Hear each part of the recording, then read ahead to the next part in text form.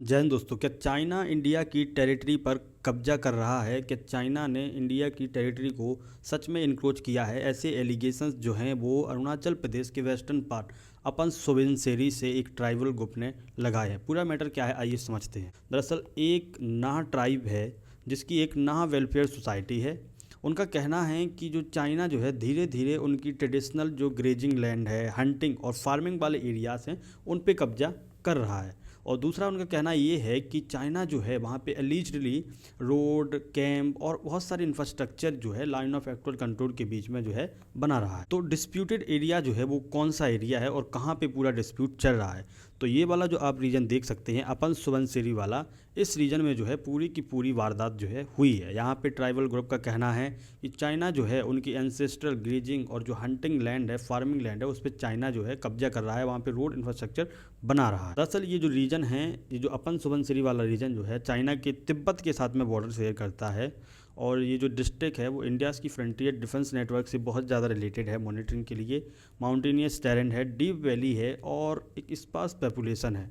तो mountainous region और deep valley होने के कारण इस रीजन को मॉनिटर करना बहुत ज़्यादा डिफ़िकल्ट हो जाता है। तो दरअसल ये ना ट्राइब के द्वारा जो है पूरे के पूरे जो इंक्रोचमेंट का दावा किया जा रहा है चाइना के द्वारा, तो एक्चुअल में ये ट्राइब है क्या, आइए इसके बारे में थोड़ा जानते हैं।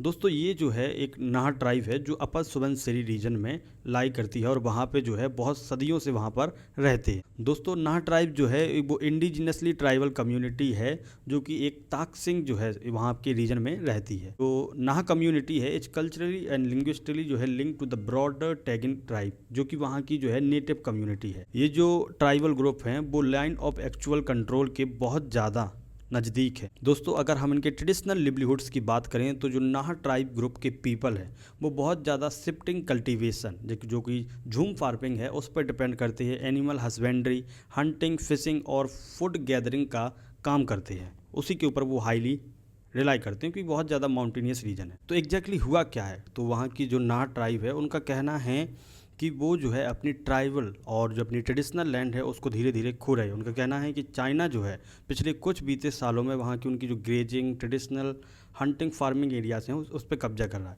धीरे धीरे चाइना जो है उस रीजन पे कब्जा जमाते जा रहा है। चाइना जो है वहाँ पे इंफ्रास्ट्रक्चर बना रहा है जैसे रोड, मिलिट्री कैंप्स, पोस्ट वगैरह, और बहुत सारे जो है उन एरियाज़ में जो है विद इन इंडियन टेरिटरी और ट्रेडिशनल यूज बाय जो उन कम्युनिटी के द्वारा ट्रेडिशनली यूज किया जाता था, चाइना वहाँ पे जो है इंफ्रास्ट्रक्चर, रोड और मिलिट्री कैंप बना रहा है। ऐसा जो है वहाँ की नाह ट्राइब का कहना है। उनका कहना है कि वहाँ पे जो लोकल पीपल हैं जो कि वहाँ की जो ग्रेजिंग लैंड वहाँ पे आते थे उनके ऊपर पर बहुत ज़्यादा एक्सेस जो है उनको डिनाई किया जा रहा है और वो फ्रीली वहाँ पे नहीं जा सकते हैं। कि हालांकि ऑफिशियल रिस्पॉन्स जो हमारे इंडियन आर्मी ने पूरे के पूरे क्लेम को इनकरेक्ट बताया है।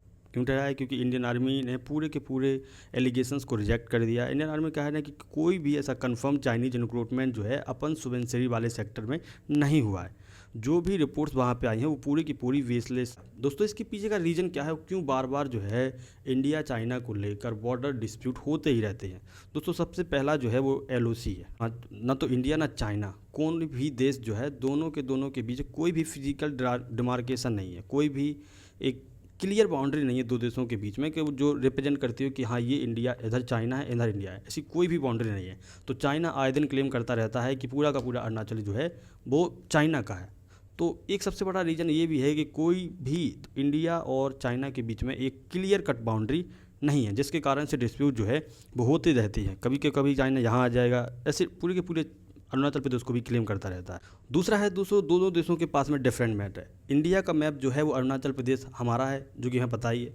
चाइना अपना मैप जो है जारी कर देता है जिसमें पूरे के पूरे अरुणाचल प्रदेश को दिखा देता है कि ये चाइना का पार्ट है, जिसकी वजह से दोनों देशों के बीच में जो है डिस्प्यूट की कंडीशन जो है वो बनी रहती है। दूसरा है tribal land versus international border. अब होता क्या है कि जो नाह कम्युनिटी है उनको लगता है कि जो वहाँ पे जो चाइनीज इंक्रोचमेंट और जो इंफ्रास्ट्रक्चर बना रहा है, बॉर्डर मैप बन रहे हैं, रोड बन रहे हैं, तो इनको लगता है कि जो हमारी जो एंसेस्टर प्रॉपर्टी जो है उस पर कब्जा किया रहा है और जो कस्टमरी बाउंड्रीज जो है उसको कब्जा कर रहा है चाइना। बट ऐसा नहीं है क्योंकि मिलिट्री पेट्रोल वहाँ पे करती है तो वहाँ उस एरियाज में आती है। तो लोकल कम्युनिटी को ऐसा लगता है कि उनकी जो है उन्होंने अपनी एंसेस्ट्रल प्रॉपर्टी को खो दिया है और गवर्नमेंट डिस्प्यूट एग्जैक्टली कुछ और ही है। क्योंकि कम्युनिटी को ऐसा लगता है क्योंकि वो उस रीजन में रह रहे हैं। दूसरा है इंक्रीज बॉर्डर इंफ्रास्ट्रक्चर।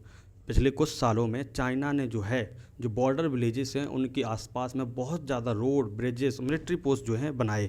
इंडिया ने भी वहाँ पे जो है बहुत सारे इंफ्रास्ट्रक्चर का डेवलपमेंट किया है।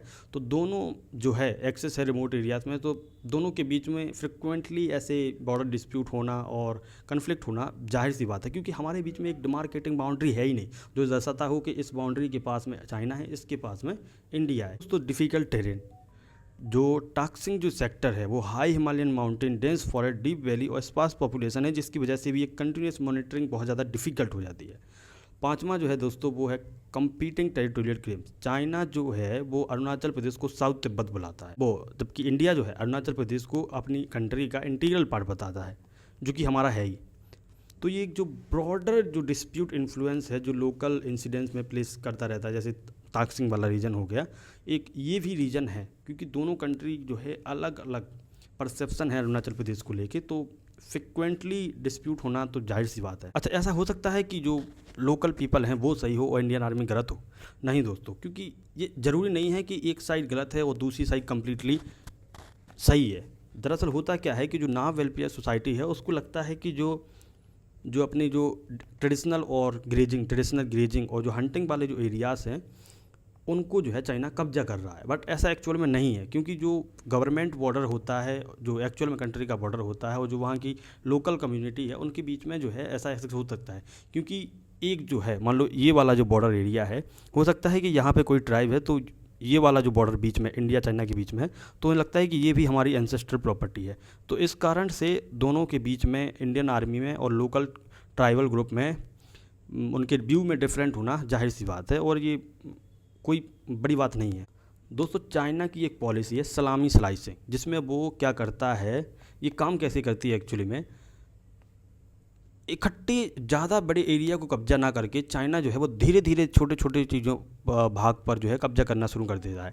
जैसे वो मिलिट्री पोस्ट बनाएगा, रोड बनाएगा, इंफ्रास्ट्रक्चर बनाएगा, धीरे धीरे पेट्रोल करना चालू करेगा, अदर साइड को रिस्ट्रिक्ट करना चालू करेगा। जैसे कि नाहा ट्राइब ने कहा कि उन्हें जो है जिस एरिया में वो पहले ग्रेजिंग और हंटिंग करते थे, अब वहाँ पे उन्हें रिस्ट्रिक्शन लगाई जा रही है, वहाँ पे उन्हें नहीं देने जा रहा है।